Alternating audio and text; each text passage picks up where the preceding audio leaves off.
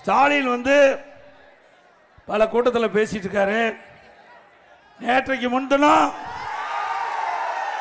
ஸ்டாலின் பேசிட்ட போது கருத்தை சொல்லியிருக்கிறார். எடப்பாடி பழனிசாமி பல தோல்விகளை கண்டுள்ளார் என்று சொல்லியிருக்கின்றார்.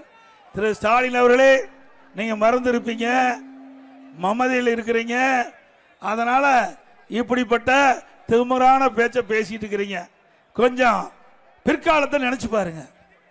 2011 சட்டமன்ற பொது தேர்தல், அந்த சட்டமன்ற பொது தேர்தலில் திராவிட முன்னேற்ற கழகம் எதிர்கட்சி அந்தஸ்தை கூட கிடைக்க முடியல.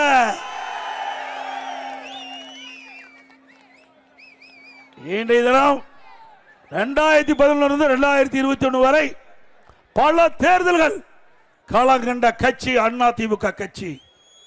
2011 அதிமுக ஆட்சி, 2016 அதிமுக ஆட்சி, ஆண்ட கட்சி மீண்டும் ஆட்சிக்கு வந்த சரித்திரத்தை படைத்தார் இதை புரட்சி தலைவி அம்மா அவர்கள். 234 தொகுதியிலும் கூட்டணி இல்லாம ரட்டளையில் நின்று வெற்றி பெற்று ஆட்சி அமைத்த ஒரே கட்சி அதிமுக கட்சி.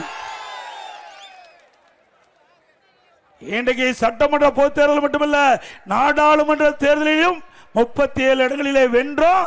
2014 மறந்து விட்டீர்களா? ஒரு இடம் கூட உங்களுக்கு நாடாளுமன்றத்தில் கிடைக்கல. 2014 தேதி 2014 ஆண்டு நடைபெற்ற நாடாளுமன்ற தேர்தலில் ஒரு இடம் கூட திமுக கிடைக்கல. எங்களை பத்தி பேசுவதற்கு தகுதி இல்லை. பல இடைத்தேர்தல் 2011 2021 பல இடைத்தேர்தல் தமிழகத்தில் நடைபெற்றது. அப்பொழுது கூட உங்களால் வெற்றி பெற முடியல. பிறகு உள்ளாட்சி தேர்தல் வெற்றி பெற முடியல.